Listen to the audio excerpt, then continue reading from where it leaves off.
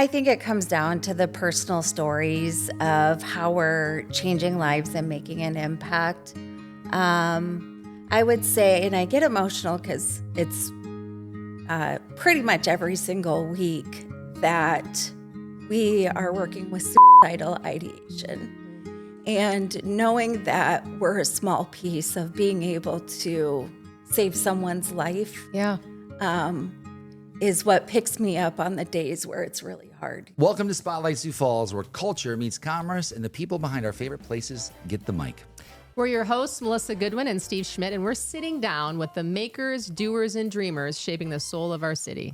From storefronts to side hustles, tattoos to tech startups, we are telling the stories that make Sioux Falls shine. Because behind every business is a human story, and those stories, they're what make our community feel like home. This is Spotlight Sioux Falls. Welcome to Spotlight Sioux Falls. I'm Melissa Goodwin, one of the co-hosts of the show. Today, we are here in the beautiful Clubhouse Inn and Suites. It's been newly remodeled, and it is gorgeous, so we're really grateful to be here today. I'm sitting here with Trisha Dohn, the owner of Well365. And Well365 works with a lot of different companies. Today, we're going to be talking about a really special segment of industry that you have worked with over the years. So I'm excited to talk about that with you, Trisha. So maybe if you just want to take us back, where did this all start? What's the origin story of Well365? Yeah, so even prior to Well365, I was actually in corporate wellness with some of the major health systems locally. And so I got my feet wet by just exploring that even prior to Well365. So definitely came in seasoned from that standpoint, but about 10 years ago, decided to take a big leap of faith. Just felt like there was a different approach to be able to take when it comes to workplace corporate wellness, mental health, the different strategies in working with different workplaces. And so I stepped out on my own and really began out of my basement by myself. And 10 years later, this is where we're at. You know, mental health has received a lot of press in the last few years, but 10 years ago, maybe not so much. So tell us about what gap were you seeing in the corporate wellness space that made you think like there's got to be something better out there? Yeah, and ironically, when I first started Well365, mental health initially wasn't a piece of that service that we offered. Okay. I think we attempted to get there, and it was just a little bit ahead of times where there's always that traditional model when it comes to what's called an EAP or employee assistance program. And that's really been what employers have used as a benefit for their employees.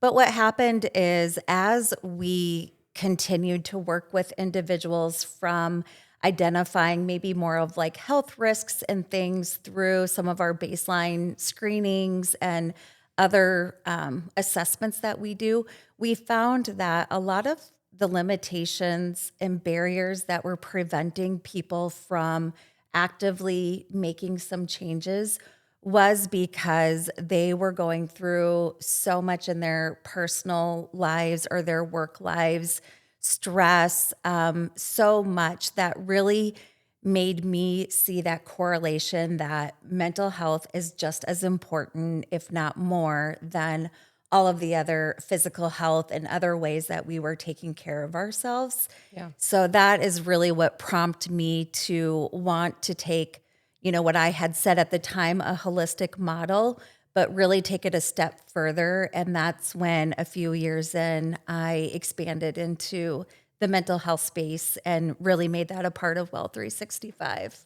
I love that because your mental health does affect even your physical health, all those things, right? Absolutely. So, when we think about stress, and we all have stress to a degree, but oftentimes I think we correlate it with like maybe white collar workers and people who are, bosses and presidents.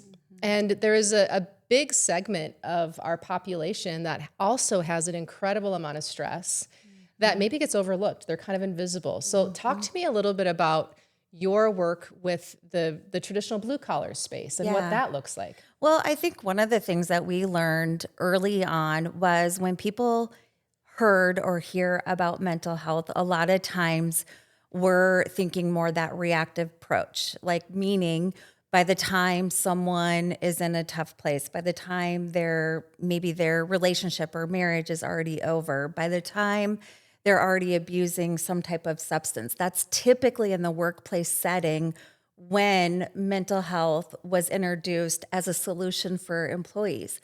What we learned early on is literally white collar, blue collar people. We are all going through difficult times, things that are really affecting us. It's more so how are people able to manage either that stress?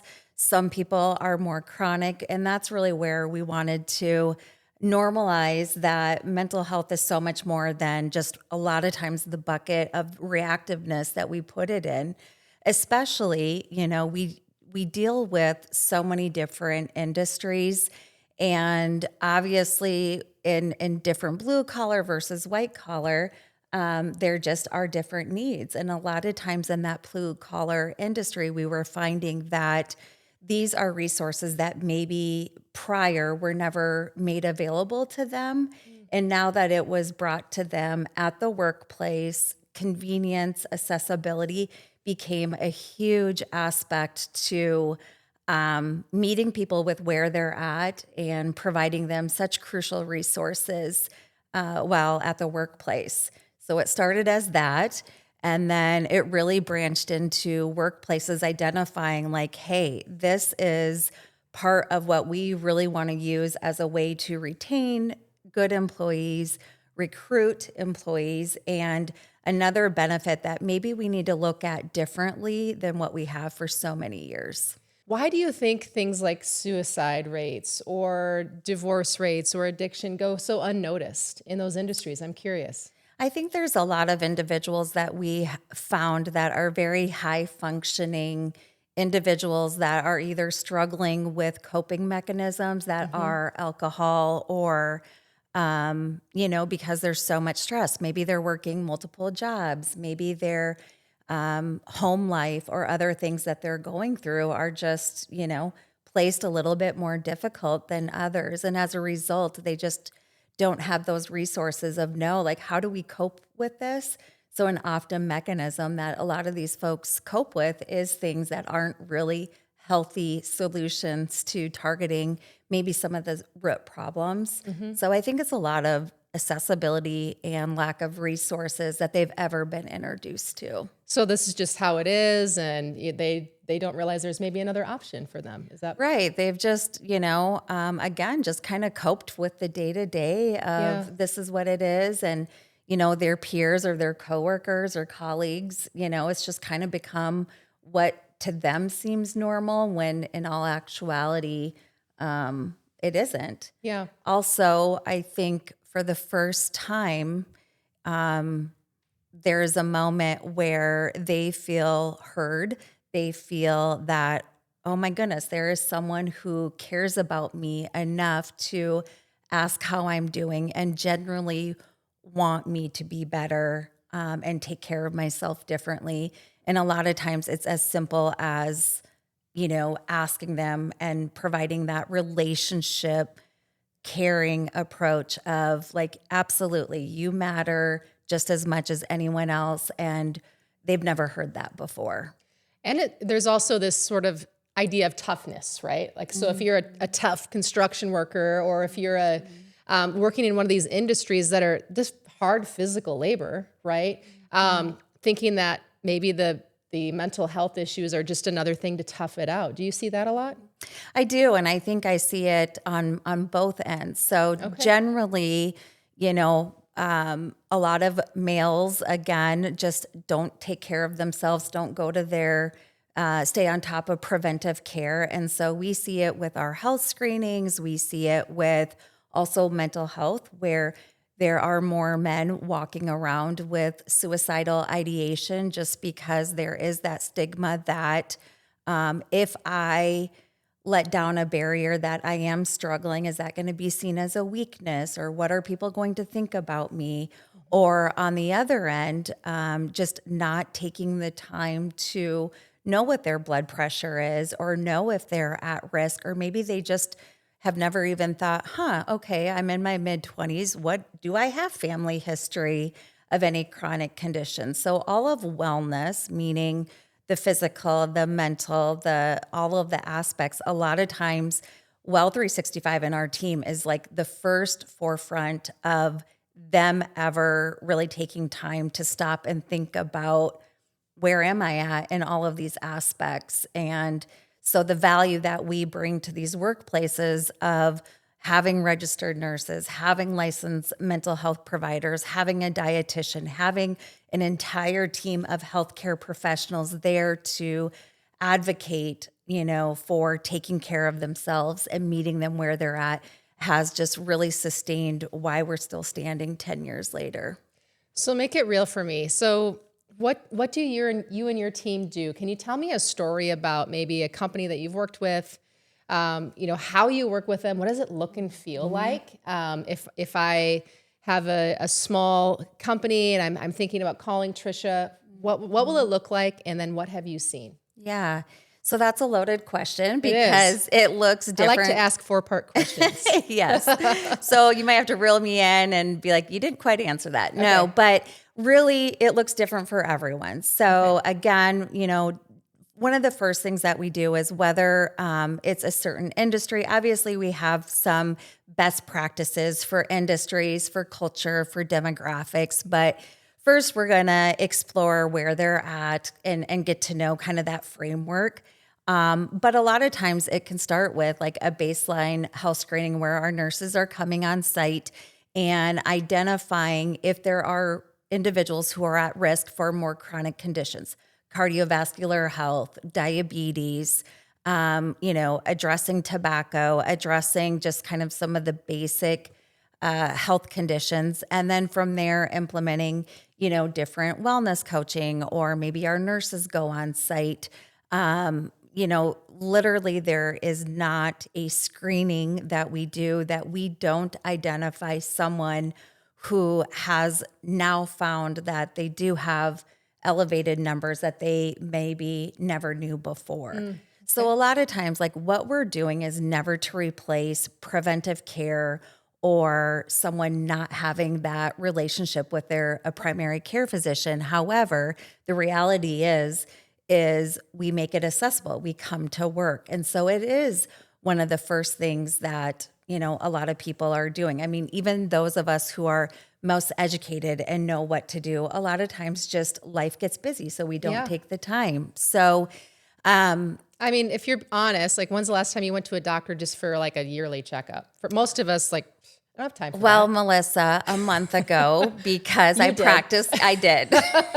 Most of us, probably not so much. So I can see where your team coming out and doing some basic screening and saying, hey, you might be at risk for this. It might be worth checking out. Is it really? It's like a touch point. That's what we always say. It's never to replace routine care. It's another touch point. But the feedback that we get is a lot of times someone's like, oh my gosh, I never had anyone really sit down and explain what these numbers mean, or had like that time to be able to explain like what are next steps. Or, a lot of times they're like, well, yeah, we should get routine care, but let's take a step back. If I don't even have a primary care physician or a provider, the likelihood of someone going to get routine care is probably not going to happen. So there literally is not, a situation that we have that we don't identify. I mean, we literally, a couple months ago, were at a screening where some gentleman's blood pressure was so high that we were immediately wanting to make him leave work and go to the doctor. Did he? He did. He had someone drive him, ended up having to, had found out, which he didn't share with us at the moment, that he had drank like 6 energy drinks that morning prior. Steve, but more energy drinks. Did have to end up going on blood pressure medication and now is being treated appropriately, but had no idea. But I mean, he was like a heart attack waiting to happen. Oh my gosh. So, I mean, those are the stories that knowing that we can make an impact and have so much meaning is always so helpful. So usually in those situations, people are just so appreciative of having that checkpoint, knowing where they're at. And it's free for employees? It is. It's employer sponsored. Okay. And so again, it's just another amazing benefit that employers are looking to do. And what happens with that is, we're able to, educate individuals, but then as a company, we're able to bring them some strategic recommendations on, we found that your top 5 health risks are this, this, and some targeted strategies to help them. Because if it can help with insurance claims, if it can help with getting people healthier so that they can see more productivity, people not taking time away from work, all of that. It's just there's so much value, especially with companies who are now addressing different generation of the workforce. Back when I was growing up and first getting out of college, my parents told me to, make sure it paid well and it had health insurance. Well, that no longer is the case for that younger generation. And, it's more competitive. So they're looking for more benefits to add to that benefits package. And the work that we do is absolutely something that employers are using as a way to allow them of like, this is a way that we care about you. It's not just about the numbers. We truly value you. We truly care about you. We want you to be well. And here are resources that we're putting in place to allow you to have those in place to make you better. So if I'm a small business owner and I'm like weighing the difference and I'm like, gosh, what is the value? I mean, I think wanting to distinguish myself from other companies is a value, but how does it help me save money? Because like a lot of businesses struggle right now. So how do you navigate that with businesses? Yeah. I mean, anytime we're able to early detect any risk factors that could lead to more chronic conditions, Sure. the cost of a $50 screening versus, more episodes at the clinic or the hospital that can prevent any type of, insulin use or be, treated for diabetes or cardiovascular health. I mean, the dollar savings are there, as well as just keeping them at the workplace. Because especially when we talk about mental health and bringing those resources on site, a lot of times it's just giving individuals just different coping strategies that they can have where otherwise they may just call in sick for work or not show up because they're silently hiding behind their personal struggles versus knowing that, okay, I know that on every Thursday, my provider, my licensed counselor is going to be on site and I can wait until then, like that's a touch point that I know that I'm going to have. So talk to me a little bit more about how you go to them. So your team goes to the companies, right? Goes on site? Correct. Yep. I really believe in a flexible approach. And so literally whether it's meeting with our nurses or meeting with our mental health counselors, we offer options of being on site. So yes, we have companies that have us come on site weekly or every other week or monthly. I mean, we tailor based off what those needs are.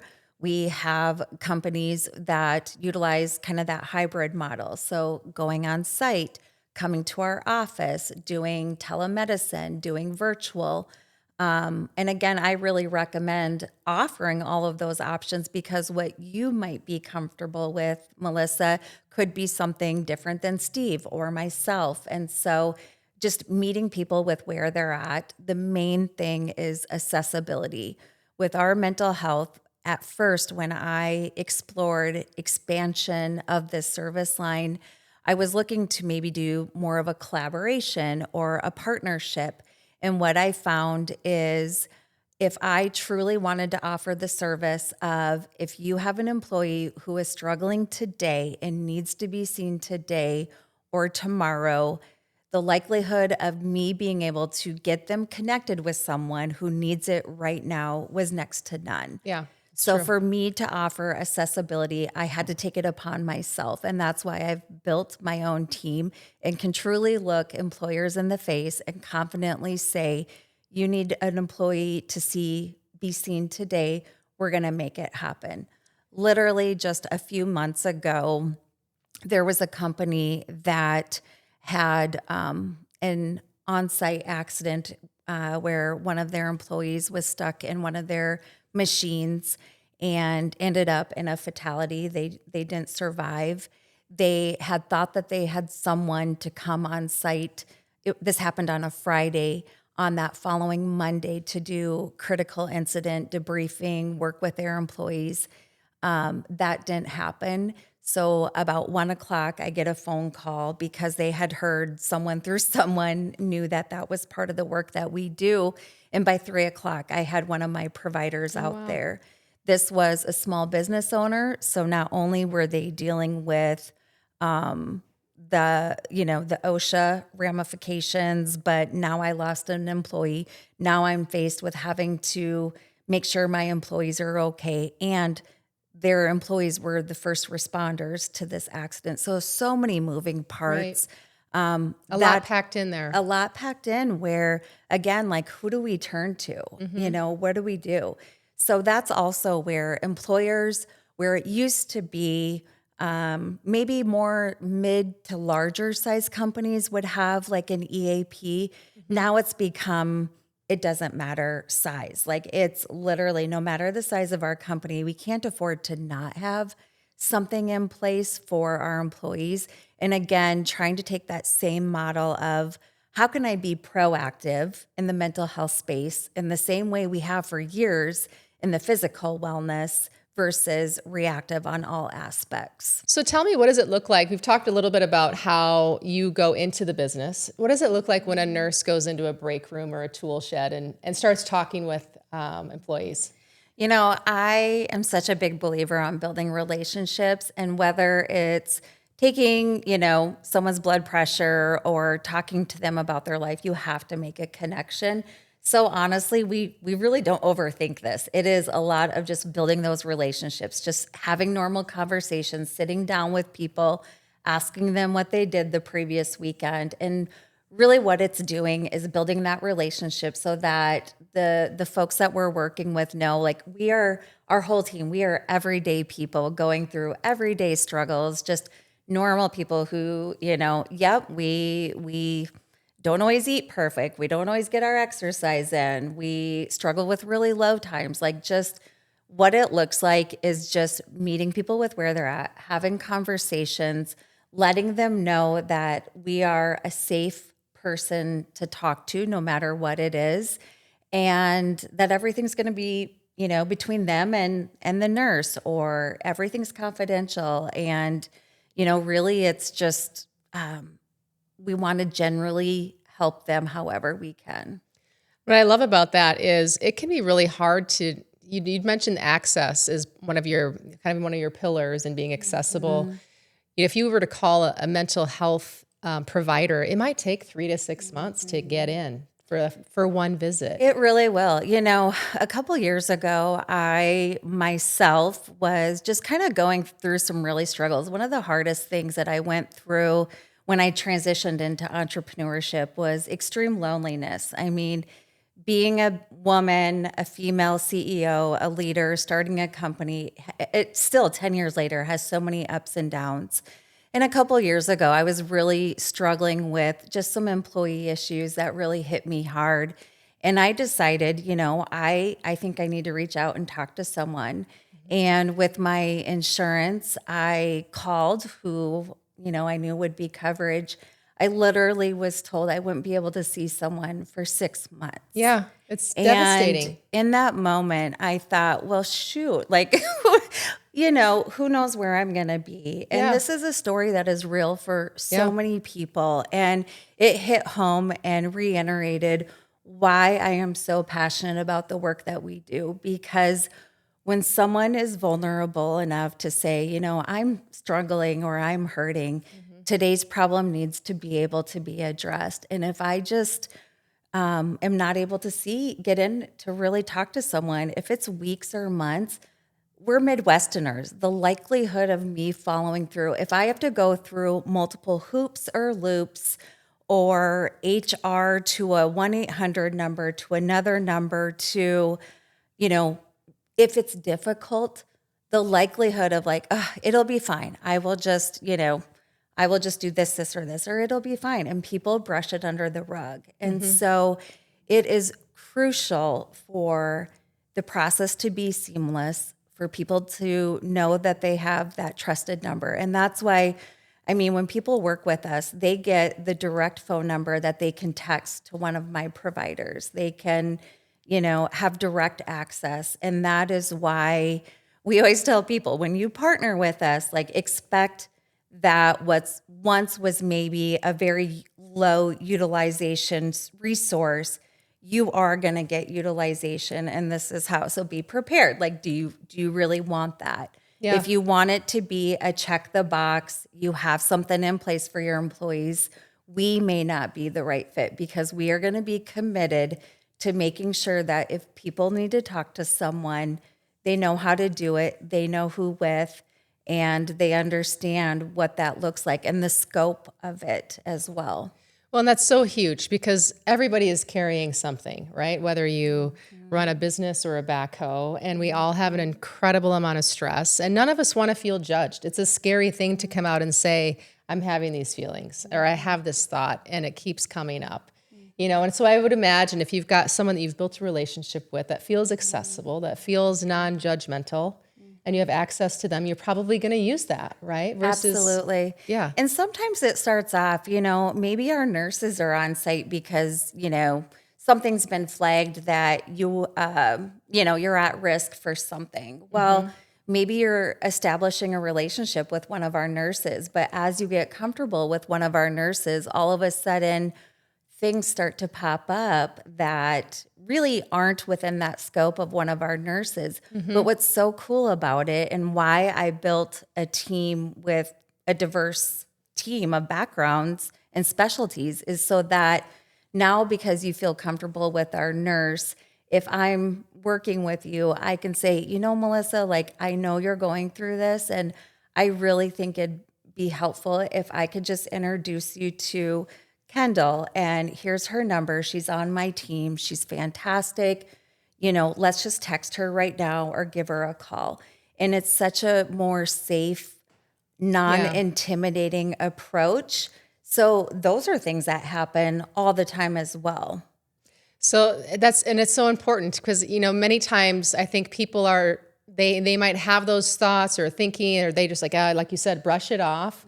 And if you can't get somewhere for 6 months, you're going to try to muscle through it. And those are all not good things. So the accessibility that you have, the ability to establish a relationship and make it feel safe is a huge thing. So, well, and I think, I grew up, my parents were farmers, and a lot of us, and it was like anytime, growing up, it just wasn't talked about. And so I think so many of us have been brought up of just like, you don't talk about it, but literally, there's people walking around with struggles every single day. We never know what people are going through. And talking to someone or a counselor doesn't have to wait until you're in a bad place. I mean, people could have, if I'm stressed out, I'm a mom of 2 boys, 14 and 10. And if I'm stressed out about parenting or anything else in my personal life, like, the reality is most of us are human. It's not that I can't stay professional, but of course that's going to be on my mind. So the idea of whether you're in leadership, whether you're, at the production line, any type of personal incident that's going on, obviously is always going to affect. Or if you are struggling with burnout or relationship problems or, interdepartment conflict or change within the workplace. Like, any of those things are all things that are going to trigger and can impact people in different ways. And so those are all things that, again, if we can create a safe spot and place for people to talk about, those are all things that you can talk to a counselor about. It doesn't have to be just, I need to talk to someone because my marriage is over or I'm hitting the bottle every night. Yeah, you want to prevent, or not prevent, but you want to be able to provide some preventative care before things get really overwhelming for someone. Or also giving people with coping strategies so that when they do go through, I always say, tough seasons. Yeah, You know, we all have them. I know that I'm better able to work through that if I Right. have like some techniques given to me or some strategies so that, okay, I know it's tax season, or I know it's open enrollment, or whatever my role is. If I know like I'm coming upon my super busy season, I can have something to pull out of my back pocket to help me out. Tell us a little bit about your 10-year anniversary. So that's a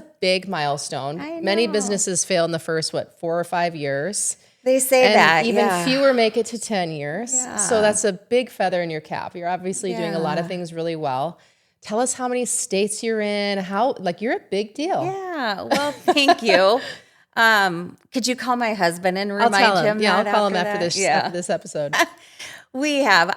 Well, first of all, I would absolutely, and I truly, genuinely say this, I would not be where I am without my team. So I think I mentioned when I first started, it was myself.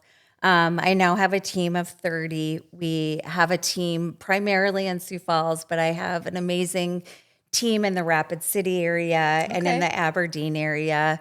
We service over 25,000 people. We're in well over 20 states. We've really just progressively and in a good amount, have grown. But man, I feel like there's so much work to be done. I've really Yeah. kind of had my head down working as a lot of small business owners do. So yeah, I feel really proud with where we're at. It's been a great 10 years. I think I've learned a lot, but I am still learning. So I feel very far from any type of expert. But we're definitely looking forward to just taking it to the next level and continuing the work that we're doing. But yeah, always just staying innovative and growing our team with what makes sense, still providing that same level of customer service. But where we're at today versus when I first started is really the capability of saying, whether it's in the education, the finance, the manufacturing, the construction, the retail, we truly serve people of all industries, companies of all sizes, and, we're able to meet the needs no matter where individuals are at. Well, I hope you do stop and celebrate. Maybe you need to rent the presidential suite for your people and just throw a big party with lots of glitter. I should. Yeah, something I to know. celebrate I the know. milestone. It's a big deal. Yeah. Before we sign off, tell us what is an emotional story? Because being a business owner is hard. Growing a team is hard. Just so many stresses that I didn't fully appreciate until I was in it. And now I'm just like, wow, this is incredibly difficult. So what are those stories? Give us one that made the difference, where you're like, when you have a tough day, you keep going back to it and say, that's why I still do what I do. Yeah. I think it comes down to the personal stories of how we're changing lives and making an impact. I would say, and I get emotional because it's pretty much every single week that we are working with suicidal ideation. And knowing that we're a small piece of being able to save someone's life Yeah. is what picks me up on the days where it's really hard. Being a business owner is hard. Having a growing team is hard. All of that is hard. But knowing that the work that we do is saving lives or preventing fatalities or anything across the board, that is such impactful work. And we're just like one little small, piece of it. But just knowing that, we're taking calls in the middle of the night, hearing maybe a gun flicker on the other side of it, or a safe place for someone to call when they're having that moment of contemplating taking their life, or providing a mom resources on how they can help their child who's also going through, suicidal thoughts. I could sit here for hours and tell you story after story. And that is why I continue to do what I do, knowing that we're making an impact for so many people.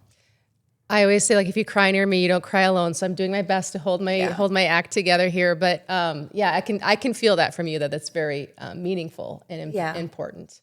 So thank you for the work that you do on behalf of, anybody watching this will feel that. It's palpable. Yeah.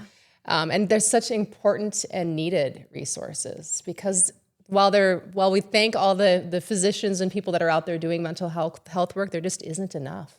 Yeah. And there's such a need for the work that you do. So There thank is, you. and we're advocates. I mean, we are advocating for anyone in this space doing this type of work, all Yeah. healthcare professionals.